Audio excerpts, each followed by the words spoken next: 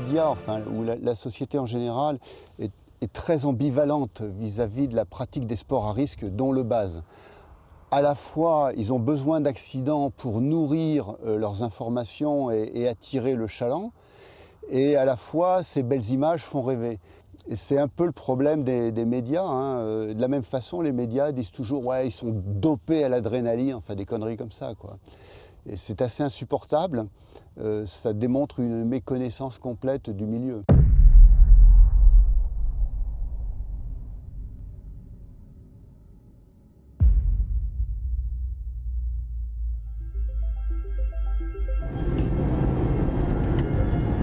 C'est au début, quoi, quand tu commences le sport, t'es vraiment t'es pressé, tu veux tout voir, tu veux tout faire, t'as quelque chose à te prouver, t'as quelque chose à prouver aux autres, tu vois. Ouais.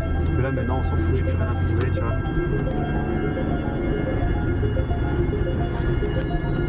Je fais mon saut pour le plaisir, tu vois. Toi, je le fais pour moi, pour le kiff. Ouais. Et puis voilà, faut que ça reste du plaisir, quoi. Faut qu'on s'amuse. Ouais, c'est ça.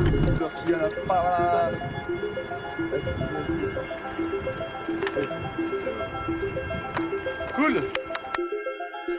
Ce que j'adore par-dessus tout, c'est de pouvoir, mettons, marcher un petit coup, aller au sommet d'une falaise et puis redescendre en volant ou en sautant, quoi.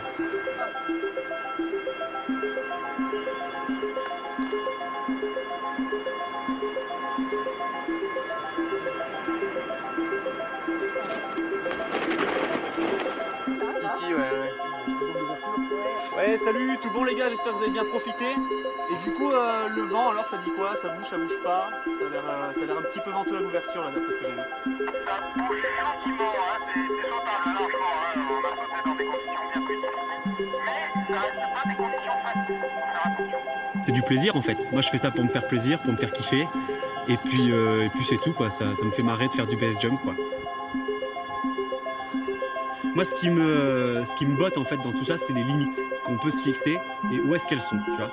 À la base, moi, je suis issu peut-être du monde du trail, etc. Moi, je faisais de l'ultra-trail, donc courir 100 km en montagne pendant 24 heures, des 6000 mètres de dénivelé. Et tu te rends compte que c'est pas le plus fort qui gagne, c'est pas le plus fort physiquement, c'est le plus fort mentalement, tu vois. Et ça, je suis très porté là-dessus, savoir jusqu'où mentalement on peut aller. Et c'est super intéressant en fait de savoir que Monsieur Tout le Monde, il peut faire des choses incroyables en fait.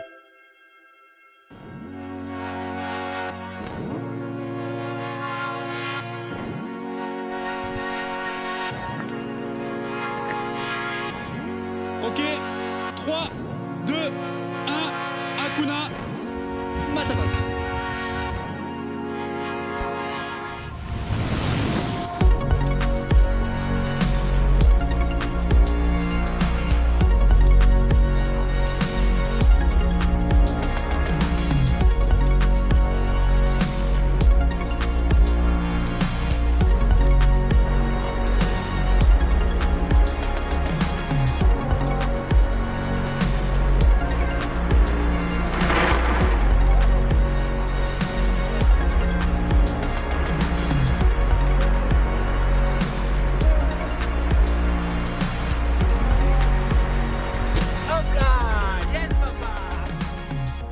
Le fait de dépasser ses limites un peu tout le temps, ça me plaît aussi parce que tu vois, donc on a tous nos limites. Moi au début, je suis quelqu'un qui est peut-être un peu le vertige, tu vois, là tu mets là, waouh, ça fait peur.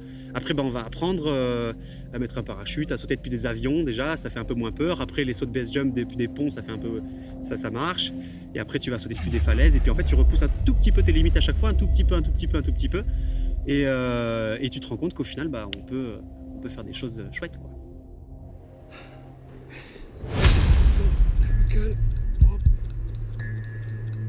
Putain, ça me fout le stress.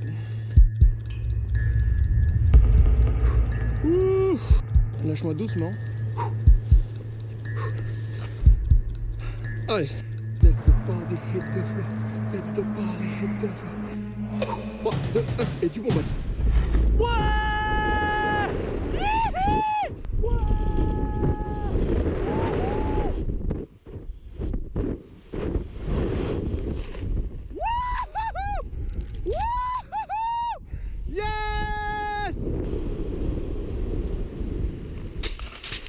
C'était complètement fou! C'était une malade! J'ai pas peur de dire j'y vais pas, tu vois, moi j'ai rien à prouver à personne, ça aussi c'est important de le dire. Il faut pas voir le base jump comme c'est facile, j'y vais, j'ai un copain qui l'a fait 10 fois le même saut, c'est tout bon, c'est sécurisé, on y va. Il faut toujours avoir sa routine, avoir à l'esprit que l'accident peut arriver. Voilà ce que je dirais à un gars qui veut commencer. Il y a des motivations qui sont tout à fait nobles, qui nous permettent d'aller au-delà de nos limites, qui nous permettent de mieux nous connaître, donc qui nous enrichissent. Et puis il y a des motivations qui justement ne nous enrichissent pas tellement, qui flattent notre ego. Et l'ego, c'est un miroir aux alouettes, hein.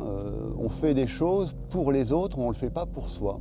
De nos jours, on prend pas assez le temps. Tu vois, de nos jours, tu veux vite faire du parachute, vite faire un saut, vite faire les trucs les plus durs, vite mettre une grosse combinaison.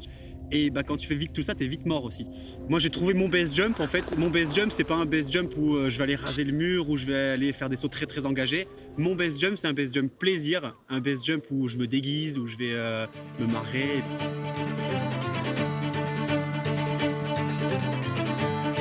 Bonjour, c'est le son des la toute partie.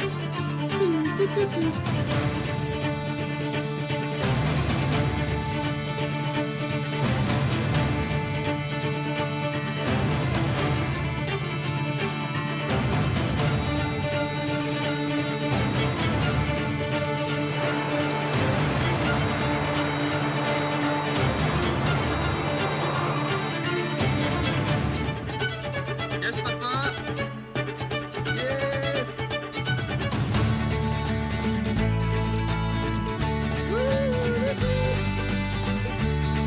Salut les filles.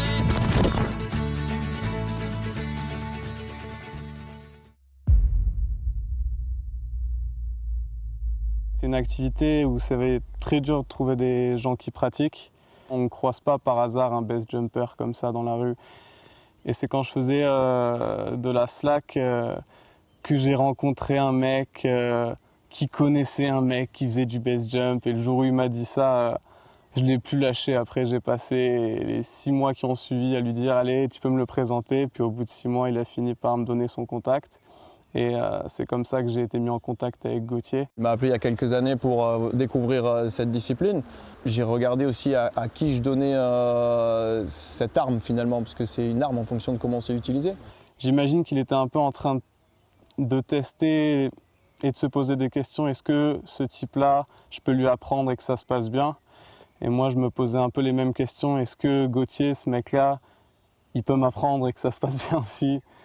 Donc forcément, tu accompagnes la personne jusqu'à ce qu'elle soit complètement autonome. Il m'a donné rendez-vous le lendemain matin, je crois à 7h30 ou 8h à Millau en pleine semaine. J'ai compris que là, il était sûrement en train de tester ma volonté. On ne part pas à l'aventure tout seul, on cherche ce qu'on appelle un mentor. Donc quelqu'un qui va vraiment nous transmettre son savoir. C'est pas n'importe qui qu'on choisit, parce qu'on va lui confier notre vie. J'étais en prépa à l'époque et le lendemain, je suis pas allé en cours et je l'ai rejoint direct. Et c'est là que j'ai vu pour la première fois des mecs sauter en base jump du viaduc de Verrières.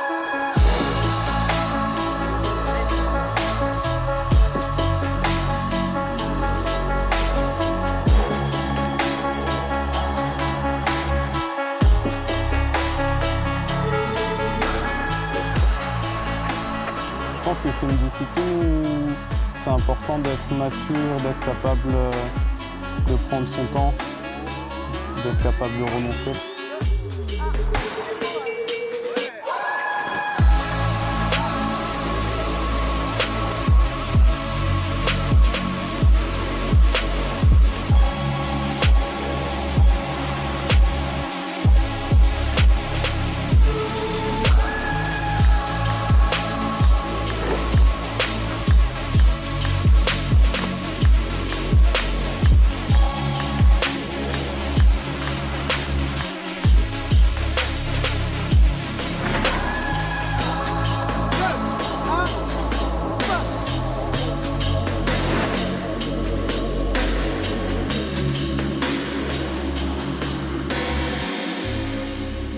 Ça crée des liens vraiment intenses et le ressenti que tu as sur tes premiers sauts est complètement fou. Dès lors où tu as fait ton premier saut, tu as un regard sur le monde, sur la vie qui est changé en fait. On a du mal à expliquer notre sport parce qu'il n'y a pas de mots en fait qui décrivent ce qu'on ressent. Quand on a partagé des moments très très intenses avec quelqu'un, ça tisse des liens qui sont gravés à vie en fait. Vous prenez des risques quand votre motivation est supérieure à votre peur. En fait, c'est des sports extrêmes parce qu'on a une motivation extrême, parce que le plaisir est intense. Le risque, c'est quoi? C'est la peur. Donc la peur, qu'elle soit là, c'est bien, mais ce qu'on aime, c'est la maîtriser, être dans le contrôle. Parce qu'il y a des peurs, on va dire de l'appréhension jusqu'à la terreur pure. Tu vois, quand je pars sur une figure que j'ai jamais faite, j'ai peur, je flippe. Parce que la falaise, je l'ai jamais sauté, etc. Même si je vois que c'est facile, tu as toujours le... tu vois? Même si je sais que pertinemment, il n'y a aucun problème avec ça, parce que mon analyse fait que je sais qu'il n'y a pas de souci. Maintenant, derrière, la peur elle est présente et je vais essayer de contrôler ça et de gérer ce stress, etc. de telle ou telle manière. On ma poule.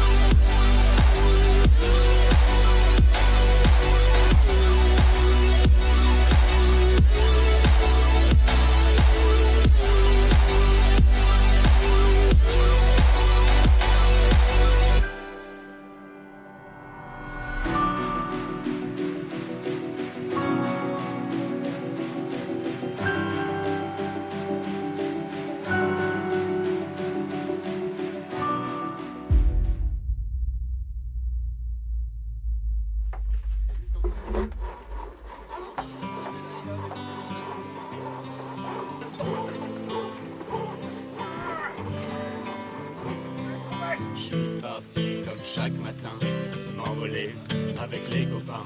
Chaque jour, c'est le même refrain. Au bordel, ce que je me sens.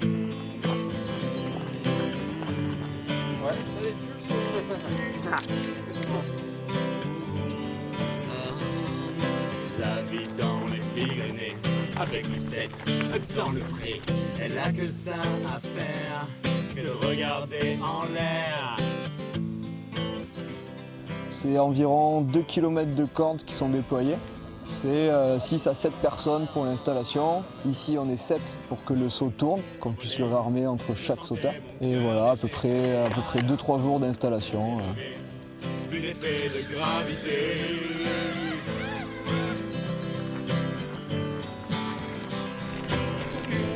Fois dans les airs, et parfois on se perd d'eau. Si haut c'est sûr, mais tout devient plus beau.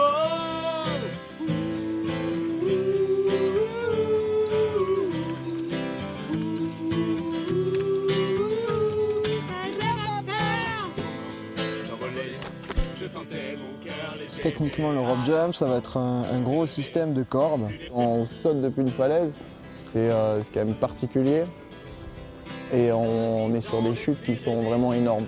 En comparaison de ce qui peut être proposé, on compare souvent ça avec du saut élastique, ça n'a strictement rien à voir. Sur le montage, sur les endroits où c'est pratiqué, les hauteurs, clairement le saut pendulaire commence là où le saut élastique s'arrête. L'élastique, il a une élongation de 300%, c'est-à-dire qu'il s'agrandit de 3 fois sa longueur. Donc quand on saute, il n'y a qu'un tiers de la chute où on n'est pas tenu par l'élastique. À la différence des cordes, qui sont beaucoup moins élastiques, qu'on a un système très complexe qui permet d'amortir beaucoup plus tard et d'avoir 3/4 de chute complètement libre et 1/4 où les cordes là rentrent en tension pour nous rattraper. Chaque matin, m'envoler avec les copains. Chaque jour, c'est le même refrain. Au bordel, ce que je me sens.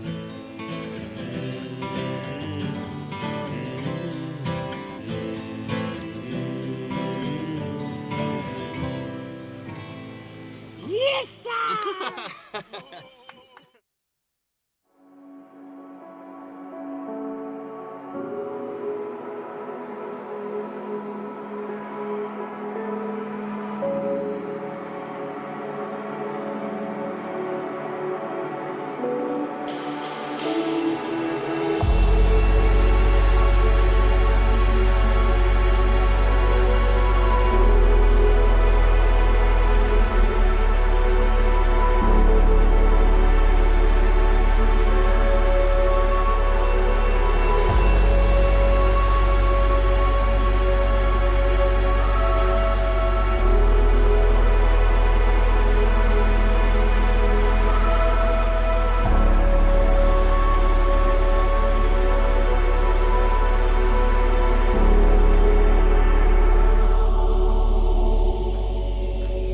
retrouves devant une falaise de 200 mètres avec les cordes accrochées derrière toi, tu sais pas à quoi t'attendre, t'as jamais fait d'avion, t'as jamais fait de parapente ou un autre sport qui peut s'en rapprocher, jamais d'élastique. Et je savais pas en fait ce qui allait se passer après et j'étais complètement stressée et apeurée à l'idée de sauter là-dedans. C'était vraiment quelque chose qui me stressait beaucoup. J'ai pas envie. Non, attendez. Il n'y a plus que toi après, au moment du saut, et ça c'est particulier. C'est particulier, t'as beau avoir eu toutes les informations nécessaires pour que ça se déroule bien, au moment de le faire, ça prend quand même beaucoup d'énergie. Les choses que j'aime dans le rope jump, le partage, le lien qui se crée avec la personne que tu jettes comme une grosse merde. Et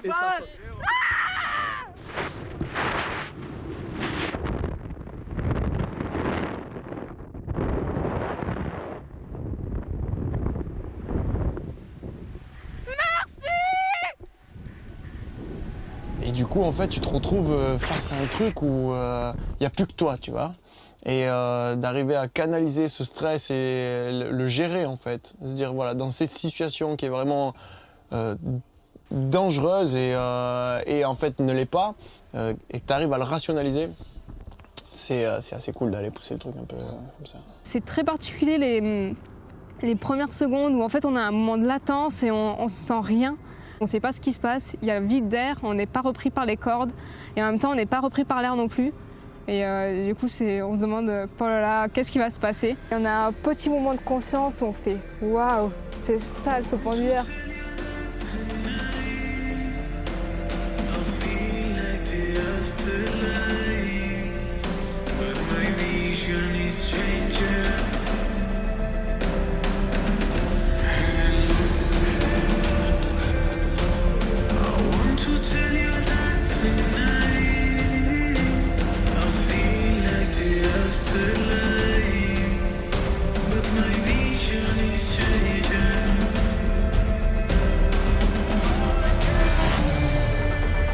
C'est de la chute libre assistée par des cordes.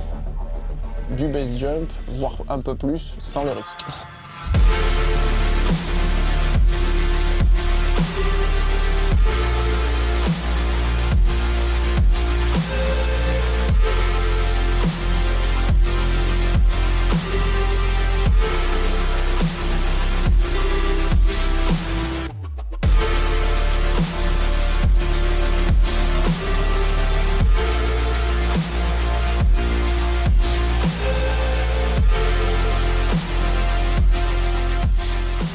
On s'est mis dans une bulle et on est en train de sortir de cette zone de confort. C'est très dur au moment de faire le pas vraiment dans le vide. De dire tiens, je me confronte face à mes propres peurs et à un moment, je me mets un pied au cul, j'y vais quoi, j'y vais parce que je sais que je vais pas le regretter.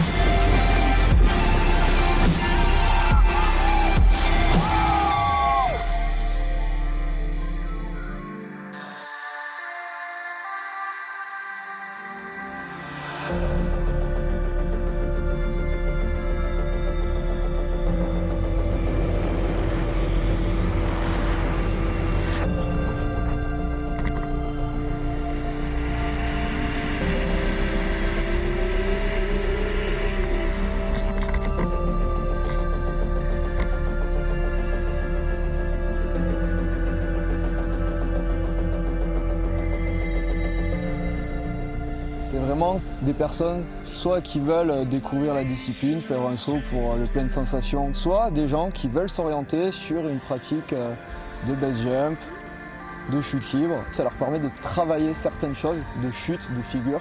C'est une discipline qui est très similaire au base jump dans le sens où les zones de saut sont souvent les mêmes. Après, si tu arrives en vrac en bas, c'est pas un problème. Si tu arrives en vrac avec une voile en base jump, tu meurs. On fait les mêmes chutes, mais sans risque.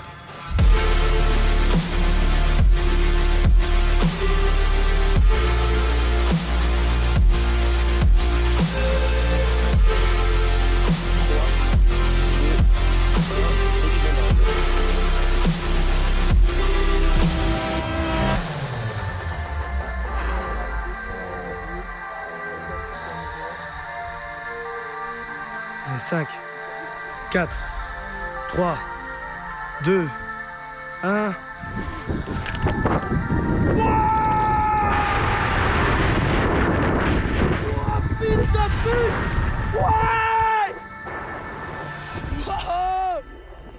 C'est génial!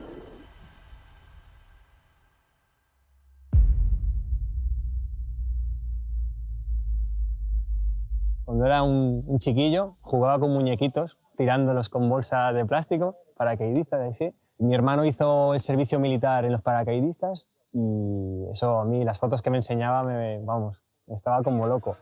Mis mejores amigos hermanos los he conocido en este mundo.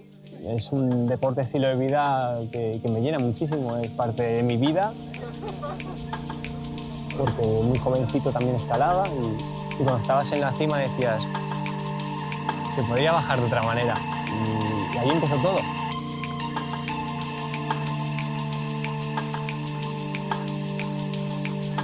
¿Qué siento cuando vuelo con el wingsuit? Es una sensación indescriptible.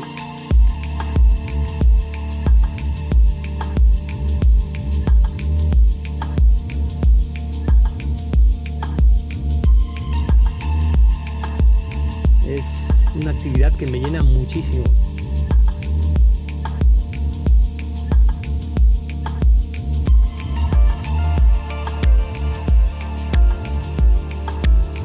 Es como, diríamos, la manera más pura de volar.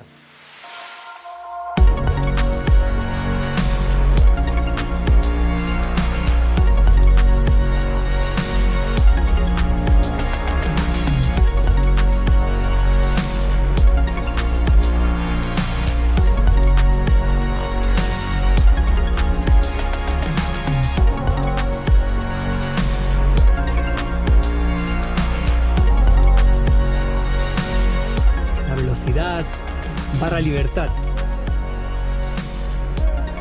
El viento en la cara, el contacto hombre-naturaleza es algo, sí que es algo personal. El volar, el ser humano sueña con ello.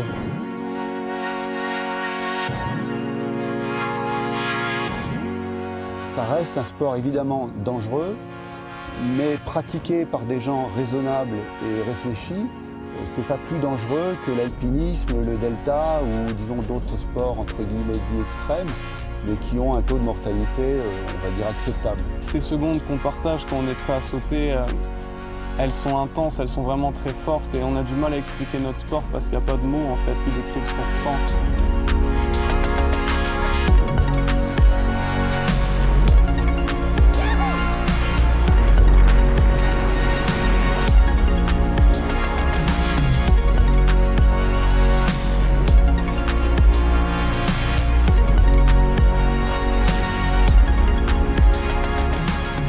Un mec que j'ai vu peut-être 3 fois dans ma vie, j'ai l'impression de le connaître comme mon frère parce qu'on est vraiment en connexion. C'est avant tout un sport de partage et quand je dis bon saut à un pote, je lui souhaite vraiment bon saut de tout mon cœur.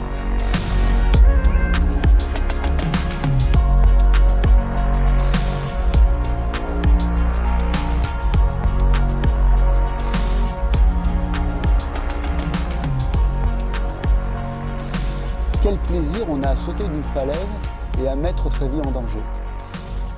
Il y en a une quasi-infinité. D'abord, la sensation. Déjà, la sensation de se jeter dans le vide et d'être en apesanteur pendant quelques secondes. Ensuite, de porter sur l'air. Et ensuite, clairement, de voler comme un oiseau dans les 3 dimensions.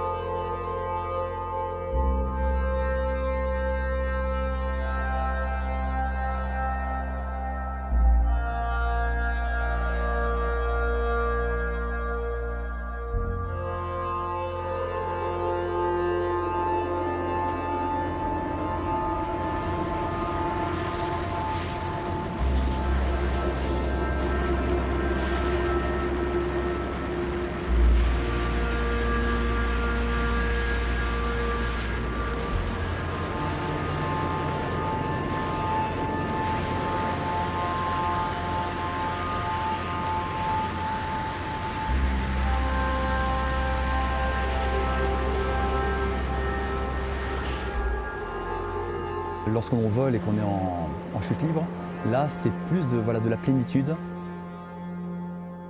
Quelque chose de très doux. Bizarrement, et ça peut-être qu'on a du mal à l'imaginer vu de l'extérieur, quelque chose de très doux et très serein. Les premières secondes, on a l'impression de sauter dans du coton.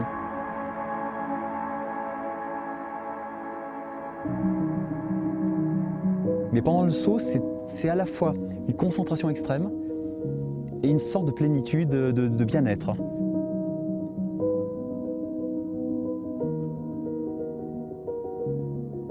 Quand on quitte la falaise, c'est vraiment effectivement le moment le plus déstabilisant.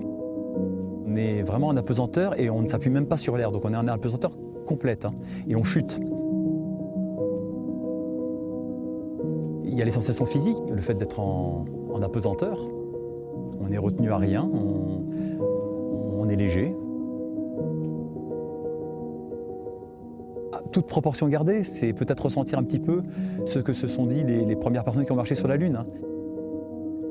La fierté d'avoir un petit peu transcendé sa condition, on n'est pas fait pour voler. Et pourtant, pendant quelques secondes, on vole. Ça donne un sens à ma vie, à mon attente. C'est une source d'espérance. Voilà, j'oserais même peut-être dire que certains ont la religion, moi j'ai ça. Donc c'est une sensation qui à la base est assez inhabituelle, agressive même pour l'homme.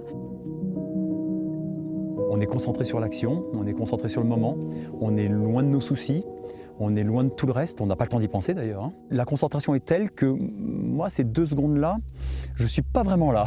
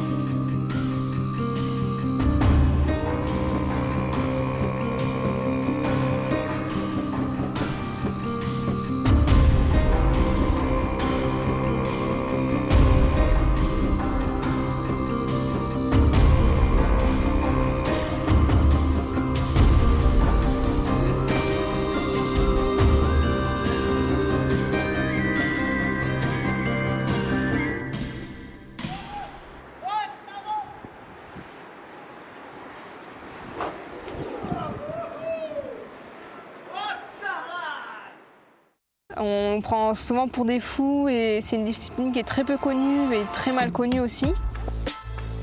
On confond souvent extrême à sensation forte.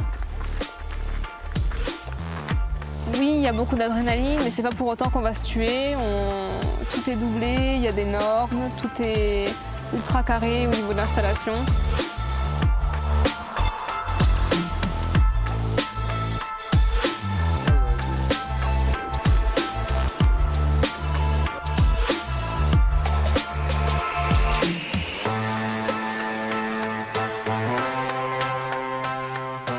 On dit souvent qu'on est des fous, mais c'est vrai que moi j'ai encore énormément peur avant de sauter. À nous traiter de fous, si vraiment on voulait se suicider ou qu'on voulait la mort, on sauterait sans corde.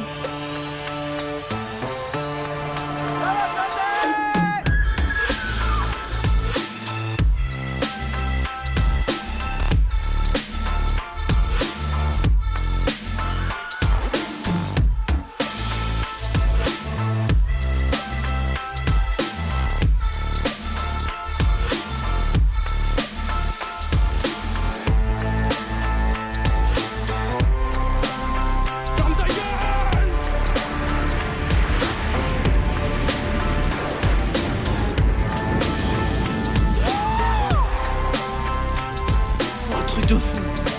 Enculé.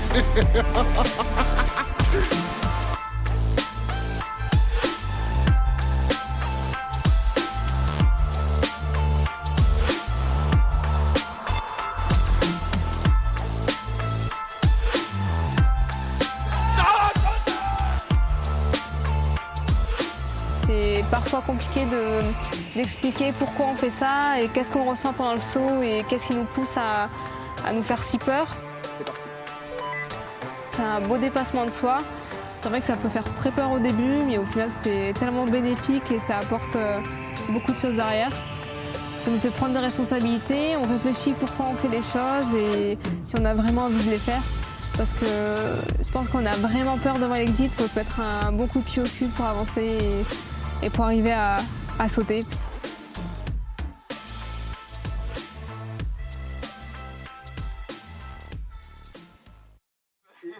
Il force à livrer.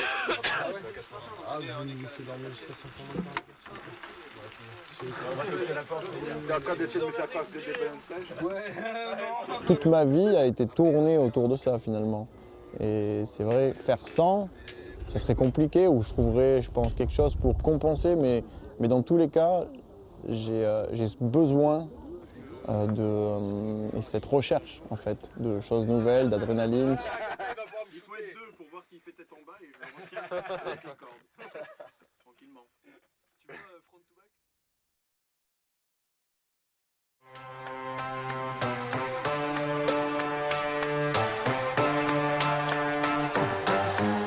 J'étais toute tremblante d'émotion. Et après, un jour ou 2 jours après, j'ai pas dormi et j'avais qu'une envie, c'était de ressauter.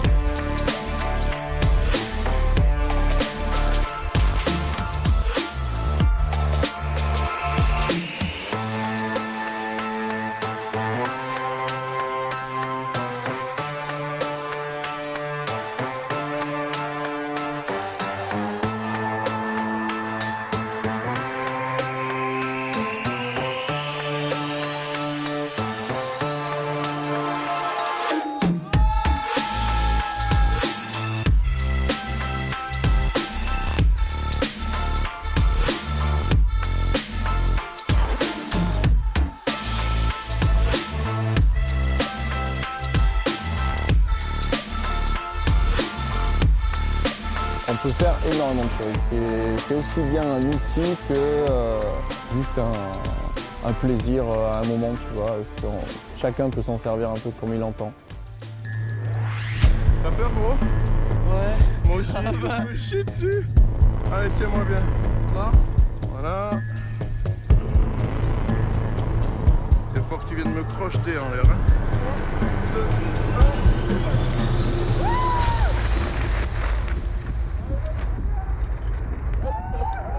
Et base. Allez, vas-y, mon gars. Wouhou! Énormissime! Wouhou! Yeah! Énorme! On a fait un truc de ville!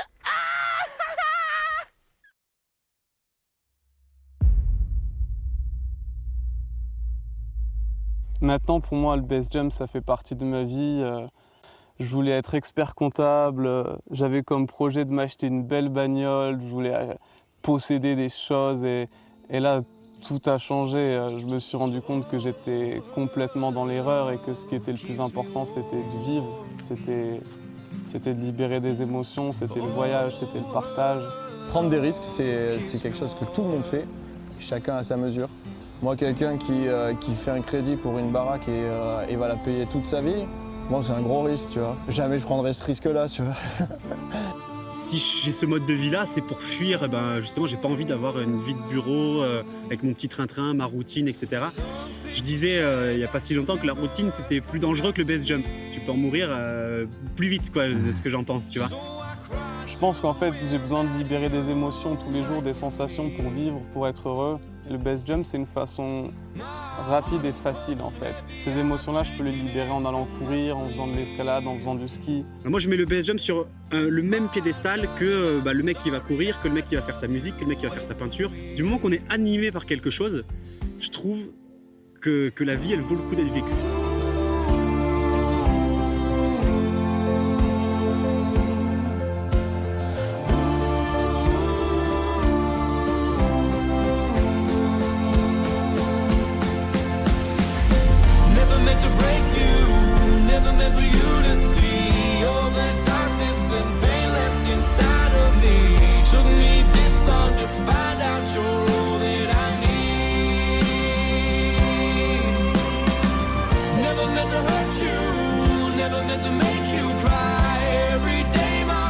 Et je me sens privilégié parce que j'ai vraiment la vie que j'ai rêvé d'avoir. Et pour moi, c'est ça, tu vois, mon fils, j'ai tendu l'arc, s'est envolé, c'est à lui maintenant de prendre la direction qu'il veut. Je te cache pas que j'aimerais bien qu'un de ces jours, il redevienne piéton, qu'il fonde une famille. Et pour l'instant, il est dans sa phase où il a envie de voler, il a envie de découvrir des expériences, de devenir ce qu'il a décidé de devenir. Après, tu sais, une mère, hein, si elle voit son gamin heureux, elle est heureuse. Hein.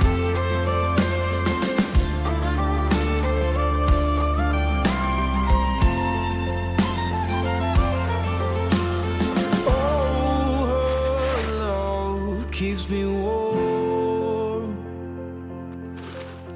Well, oh, her love keeps me warm. But her heart don't rest here no more.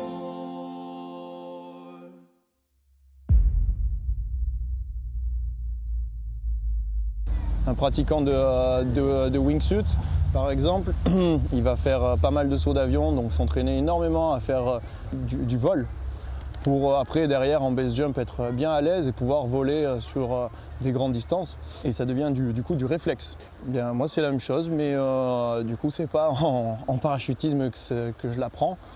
C'est clairement en faisant de la gymnastique, du trampoline, des trucs comme ça. C'est mal perçu parce que les gens, ils comprennent pas. Et au fond de moi, je peux pas leur en vouloir. C'est vrai que ça paraît complètement fou d'avoir comme idée, comme activité, comme passion de prendre un parachute et de sauter d'une falaise. Et en fait, on voit pas ce qu'il y a avant, on voit pas le travail qu'il y a avant, on voit pas les prises de décision, on voit pas l'entraînement. Les instants d'ouverture, c'est des fenêtres dans ma pratique. C'est-à-dire que je suis en rotation et je sais quand je dois tirer. Je dois ouvrir mon parachute. Du coup, je suis obligé d'acquérir tous ces réflexes parce que ça se passe en 2-3 secondes. Et sur 2-3 secondes, il faut que je sache où je suis dans l'espace, etc.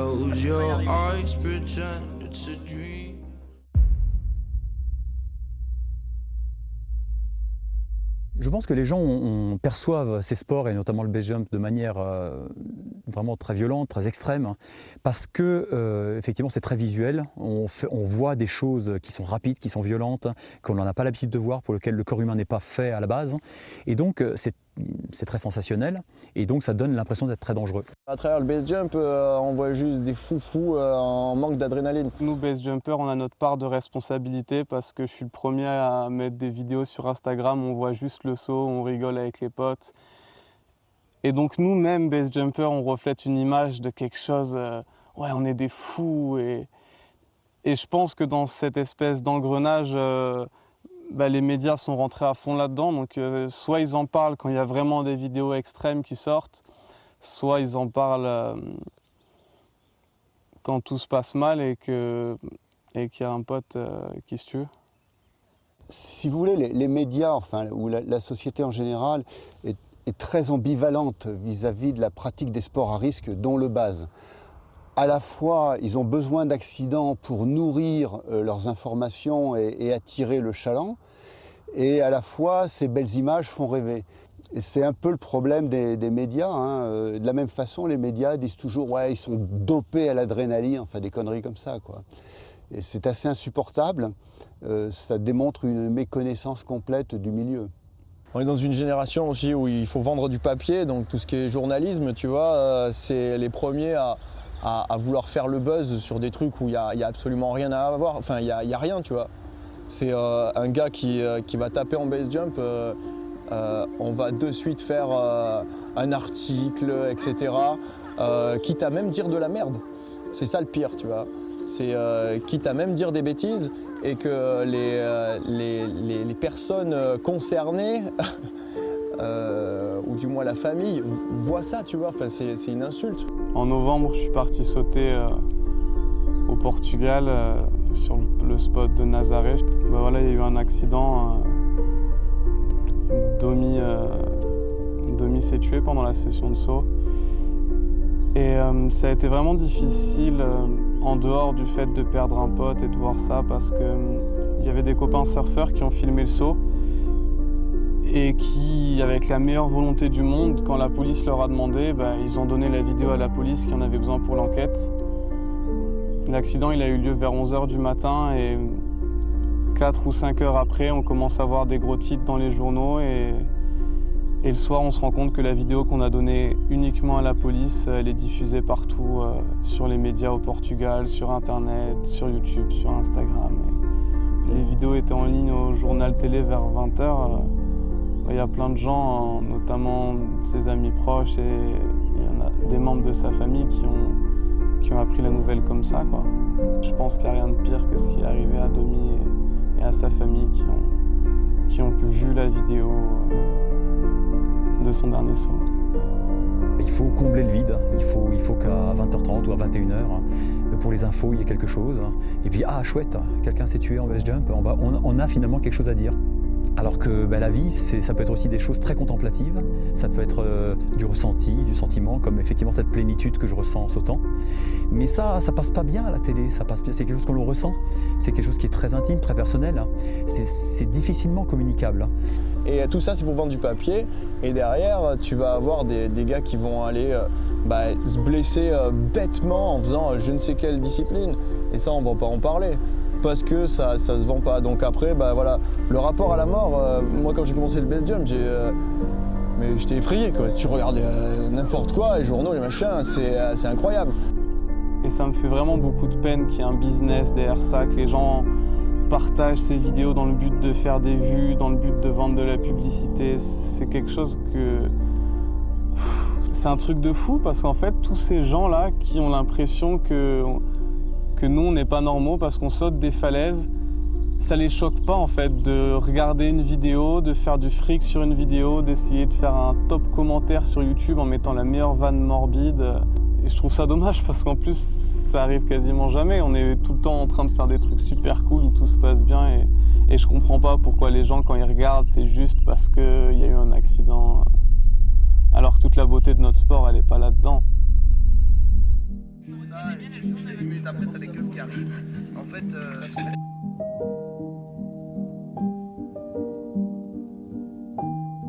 l'avantage d'être le chef. Tu portes ça comme corde. C'est ça aussi, Baz.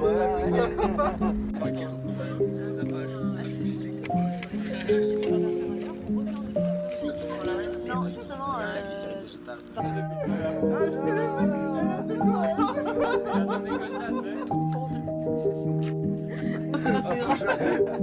Regarde, je t'ai fait ce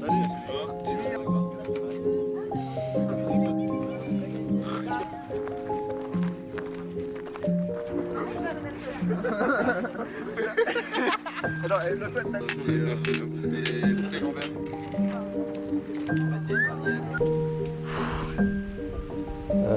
Les bonnes raisons, c'est d'aller un peu plus loin parce que tu sais que tu peux le faire. C'est tout ça, ces bonnes raisons. C'est devenir soi-même.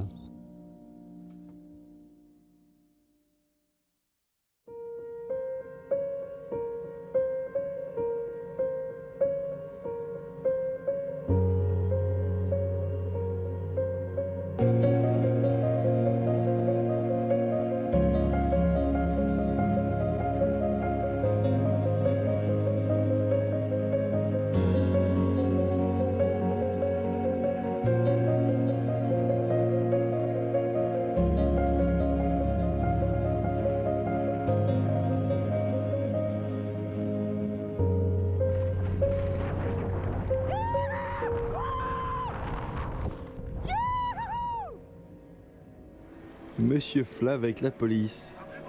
Au revoir. Alors voilà, c'est Julie. il s'en va chez les putains, claquer son RSA.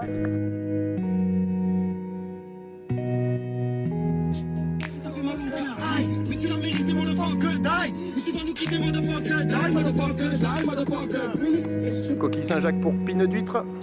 Je confirme que la bite noire est prête à filmer. Il prend de la drogue ton pote ou quoi? Tu vas payer. Vas-y, démontre-le. Démontre-le. Comment je fais déjà?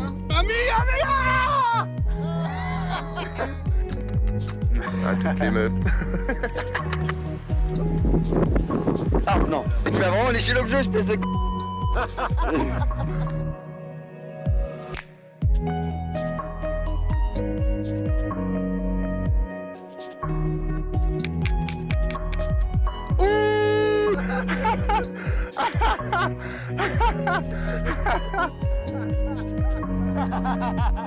Gilliane est célibataire. Et moi aussi. J'étais pas du tout chaud, j'étais pas du tout prêt. Moi, je faisais les images. J'étais dans mon truc et là, ils me disent, vous me dites, vas-y, saute. De toute façon, il faut le faire, quoi. On est là pour ça. Tu fais moins le fier, hein. Ah, c'est bon, c'est chic.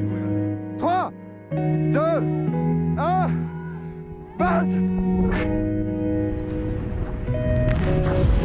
Tu es sale.